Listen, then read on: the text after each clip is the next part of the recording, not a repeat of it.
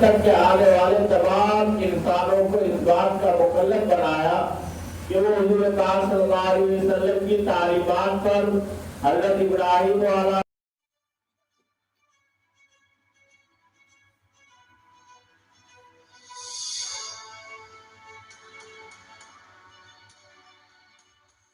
نبی علیہ السلام کی تعلیمات اور ارشادات پر عمل کر کے اللہ تبارک و تعالیٰ کو راضی کر سکے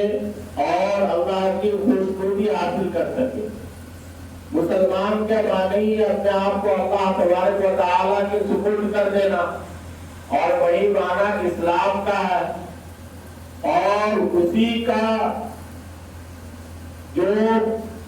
تمام عمل حضرت ابراہیم والا نبی علیہ السلام نے انجام دیا، اس کے اندر بھی اسی بات کو بتلایا گیا کہ جب جو اللہ تبارک و تعالیٰ کا حکم ہو اس کے مطابق اپنے آپ کو حاضر کر دینا۔ یہ ہمارا جان، ہمارا مال، یہ سب اللہ تبارک و تعالیٰ کی امانت ہے، اور اللہ تبارک و تعالیٰ نے عطا کیا ہے اور ہم اس کے لیے حاضر ہیں۔ آپ کو معلوم ہوگا کہ جب حضرت اسماعیل والا نبی علیہ السلام کو اور حضرت حاجرہ علیہ السلام کو جب وادی سیہ کے اندر چھوڑا، مکہ کے میدان کے اندر، جنگل کے اندر، تو پھر حضرت حاجرہ علیہ السلام نے پوچھا کہ آپ یہاں کیوں چھوڑ رہے ہیں؟ تو حضرت ابراہیم والا نبی علیہ السلام نے یہ جواب دیا کہ یہی اللہ تبارک و تعالیٰ کا حکم ہے۔ اس کے بعد پھر زبان ہلی نہیں، اس کو قبول کر لیا۔ پھر اسی طریقہ سے جب حضرت اسماعیل علیہ السلام کو ذبح کرنے کا حکم ہوا تو لگاتار 3 خواب دیکھنے کے بعد اسماعیل علیہ السلام سے بطور مشورہ کے تذکرہ کیا، تو حضرت اسماعیل علیہ السلام نے یہ نہیں کہا کہ یہ کام کیسے ہوگا، آپ کو اتنی اولاد ملی، اتنے دنوں کے بعد آپ اس کو بھی ذبح کر دیں گے، میں آپ کا لاڈلا بیٹا ہوں۔ آج کل کی اولاد ہوتی تو طرح طرح کے بہانے اور طرح طرح کی جھوٹی محبت کا اظہار کر کے وہ بھاگ جاتی اور وہ عبادت کرنے سے وہ رک جاتے، لیکن حضرت اسماعیل علیہ السلام نے کیا جواب دیا؟ یا ابتی فلما تؤمر ستجدنی انشاءاللہ من الصابرین۔ اے ابا جان، آپ کر ڈالیے جو آپ کو حکم ملا ہے، انشاءاللہ آپ صبر کرنے والوں میں سے پائیں گے، بلا خوف، بلا تردد، بلا شک و شبہ، بلا کسی پس و پیش کے۔ حضرت اسماعیل علیہ السلام نے اپنے ذبح کیے جانے کا مشورہ اپنے والد محترم حضرت ابراہیم علیہ السلام کو دیا، اور حضرت ابراہیم علیہ السلام نے اس کام کو انجام دیا۔ پھر اللہ کی مدد آئی، حضرت اسماعیل علیہ السلام کے بدلے میں جنت سے ایک دمبا بھیجا گیا جس کو حضرت ابراہیم علیہ السلام نے ذبح کیا، کہ واقعہ ہم اور آپ برابر سنتے رہتے ہیں، سبھی کو معلوم ہے۔ بتانا یہ مقصود ہے کہ اللہ کی رضا کے آگے، اللہ کے حکم کے آگے اور اللہ کے فرمان کے آگے سر و سجود ہو جانا، سر تسلیم خم کر دینا، ہر وقت اطاعت کے لیے تیار رہنا، ہر قسم سے فرما برداری کرنا، ہر حکم کو ماننا، کہ حضرت ابراہیم علیہ السلام اور یہ تمام انبیاء علیہ السلام نے اپنی امت کو اپنے اپنے طریقہ سے بتلایا۔ اور پھر وہی حکم حضرت آقا مولا محمد عربی صلی اللہ علیہ وسلم تک باقی رہ گیا کہ مسلمان اپنے آپ کو اس چیز سے پیش کریں کہ ہمیں ہمارا وقت اور ہمارا مال جس وقت اللہ تبارک و تعالیٰ کا حکم ہو جائے ہم دینے کے لیے تیار ہیں، اور اگر ضرورت پڑی تو ہم اپنی جان کا بھی نذرانہ پیش کریں گے، لیکن اللہ تبارک و تعالیٰ کے حکم سے ہم پیچھے ہٹنے والے نہیں ہیں۔ یہی وہ پیغام ہے جو دین اسلام سکھاتا ہے، اور دین اسلام کی پوری تعمیر اور ترتیب اسی بات کے اوپر۔ بلکہ بتانا یہ ہے کہ یہ عشرہ بہت ہی اللہ تبارک و تعالیٰ کے نزدیک محبوب ہے۔ اس عشرے کی اللہ تبارک و تعالیٰ نے قسم کھائی، وَالْفَجْرِ وَلَيَالٍ عَشْرٍ، اور قسم اس چیز کی کھائی جاتی ہے جو چیز اہمیت والی ہوتی ہے اور عظمت والی ہوتی ہے۔ اللہ تبارک و تعالیٰ نے قرآن مقدس کے اندر کبھی رات کی قسم کھائی، کبھی دن کی قسم کھائی، کبھی قرآن کی۔ یہ بتانا مقصود ہے اللہ کو کسی قسم کھانے ہونے کی کوئی ضرورت نہیں ہے، لیکن اس کے باوجود انسان کی ایک فطرت میں ہے کہ کسی چیز کو پختہ کرنے کے لیے کوئی واضح ثبوت ہونا چاہیے۔ تو انسان کی فطرت کو ملحوظ رکھتے ہوئے اللہ تبارک و تعالیٰ نے کسی چیز کی اہمیت کو قسم کھا کر کے بتلایا۔ ٹھیک اسی طریقے سے ان 10 راتوں کی بھی قسم کھائی اور فجر کے وقت کی قسم کھائی۔ اس وقت میں ساری دنیا سوتی ہے، خاص کر کے مسلمان اور خاص کر کے بمبئی کے مسلمان جس وقت میں سوتے ہیں، اس وقت کی بھی اہمیت اللہ تبارک و تعالیٰ نے بتائی۔ والفجر، قسم ہے فجر کے وقت کی۔ آگے بتایا ولیالٍ عشر، اور قسم ہے 10 راتوں کی۔ یہ 10 رات میں عبادت کرنے کا ثواب شب قدر کے برابر ملتا، اور ان 9 دنوں کے اندر روزہ رکھنے کا ثواب اللہ تبارک و تعالیٰ 1 سال کے گناہوں کی معافی کا اعلان فرماتے ہیں۔ اور خاص کر کے یوم عرفہ کے سلسلے میں روایت کے اندر آتا ہے کہ جو 9 ذی الحجہ کو یعنی عرفہ کے دن، جو ابھی جمعہ کے دن آنے والا ہے، اس دن اگر کوئی شخص روزہ رکھتا ہے تو اللہ تبارک و تعالیٰ اس کے 1 سال پچھلے اور 1 سال اگلے ان گناہوں سے معاف فرما دیتے ہیں۔ اتنی بڑی فضیلت اللہ کے رسول پاک صلی اللہ علیہ وسلم نے ارشاد فرمائی۔ ان دنوں میں حضور پاک صلی اللہ علیہ وسلم کا معمول تھا روزہ رکھنے کا، خاص کر عرفہ کے دن روزہ رکھنے کا معمول تھا، اور ان راتوں میں عبادت کرنے کا معمول تھا۔ ہمیں اور آپ کو بھی چاہیے کہ اس موقع کو غنیمت جانتے ہوئے ان دنوں اور راتوں کو اللہ تبارک و تعالیٰ کی عبادت کے ذریعے سے گزارے۔ عبادت کا ذریعہ کیا ہو سکتا؟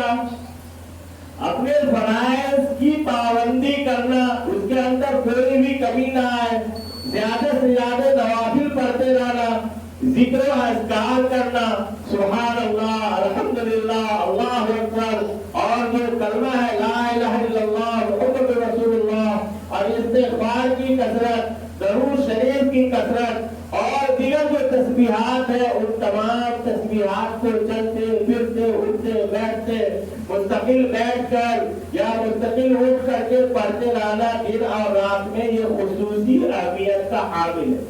خاص کر کے تلاوت قرآن اور خصوصیت کا حامل ہے۔ رات میں تہجد پڑھنا اور دیگر نوافل کا اہتمام کرنا، اللہ سے مانگنا، رونا، گر گرانا، غرضے کے جو تمام عبادات کا حکم ہے شب قدر کے اندر، وہ ساری عبادتوں کو لازمی طور پر کرنے کی فکر کرنا اور اس کے ذریعے سے ان 10 راتوں کی اہمیت کو حاصل کرنے کی کوشش کرنا۔ اللہ رب العزت ان باتوں پر ہمیں عمل کرنے کی توفیق عطا فرمائے، اور یہ عبادت جو قربانی والا عمل ہے اس سلسلے میں ہمیں اس بات کا خیال رکھنا ہے کہ قربانی ہمارے اوپر واجب ہے تو ہمیں کرنا ہے۔ اور آج کل کے روپے پیسے کے اعتبار سے کسی کے پاس بھی 45 سے 50 ہزار روپے تک کی موجودگی ہو یا اتنی مالیت کا سامان تجارت ہماری دکان میں موجود ہو یا اتنی مالیت کا ہماری بیویوں کے پاس یا کسی بچیوں کے پاس یا ماں کے پاس یا بہن کے پاس اگر زیورات رکھے ہیں تو جس کی جو مالیت ہوگی ان تمام مالیت کو ہم دیکھیں گے۔ مثال کے طور پر ایک گھر کے اندر ماں بھی ہے، اس کے پاس بھی زیورات ہے، اور بہو بھی ہے، اس کے پاس بھی زیورات ہے، بیٹا بھی ہے، اس کے پاس بھی زیورات ہے، اور باپ کے پاس سامان تجارت ہے یا بینک بیلنس ہے اور پیسے ہے، تو تمام کے اوپر زکات قربانی واجب ہے۔ قربانی اور زکات میں صرف اتنا فرق ہے کہ زکات سال گزرنے کے بعد فرض ہوتا ہے، لیکن قربانی کے اندر سال کا گزرنا ضروری نہیں ہے۔ اتنا مال ان 3 دنوں میں سے کسی دن بھی ہمارے پاس پایا جائے گا تو ہمارے اوپر قربانی واجب ہوگی۔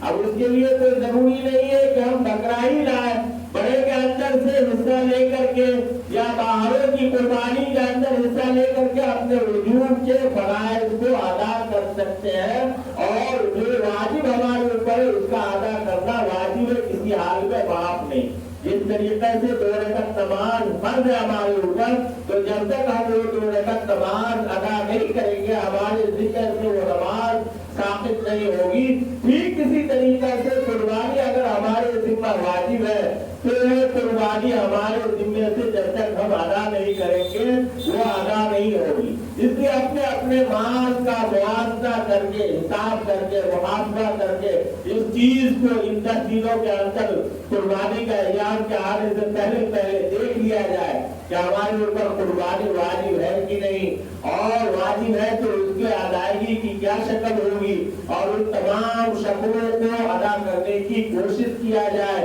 اس لیے کہ قربانی کے دن کے اندر جو 10ویں ذوالحجہ کا دن ہوتا ہے، اس دن کے اندر قربانی کے عمل سے زیادہ محبوب اللہ تبارک و تعالیٰ کے نزدیک ابن آدم کا کوئی عمل ہے ہی نہیں۔ سب سے زیادہ محبوب ترین عمل قربانی کرنا ہے۔ اس لیے ان چند باتوں پر ہمیں عمل کرنا ہے۔ ایک بات اور رہ گئی، جس کے اوپر قربانی واجب ہے اس کے لیے مستحب ہے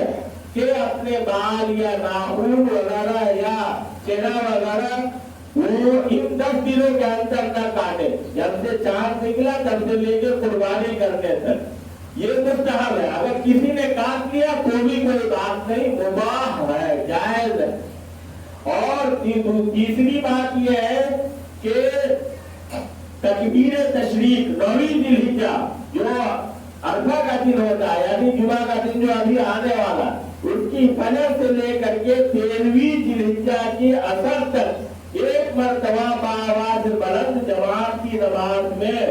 امام کے سلام پھیرنے کے بعد میڈیم آواز نہ زیادہ تیز ہو اور نہ آہستہ ہو، اللہ اکبر لا الہ الا اللہ واللہ اکبر اللہ اکبر وللہ الحمد، یہ پڑھنا واجب ہے۔ اگر کسی کی نماز 1 رکعت 2 رکعت چھوٹ گئی تو جب وہ اکیلے سلام پھیرے گا تو وہ پڑھ لے گا، اور اگر کسی کی 4 رکعت چھوٹ گئی یا 3 رکعت مغرب والی 3 رکعت چھوٹ گئی تو وہ اکیلے ادا کرے گا تو اکیلے پڑھے گا۔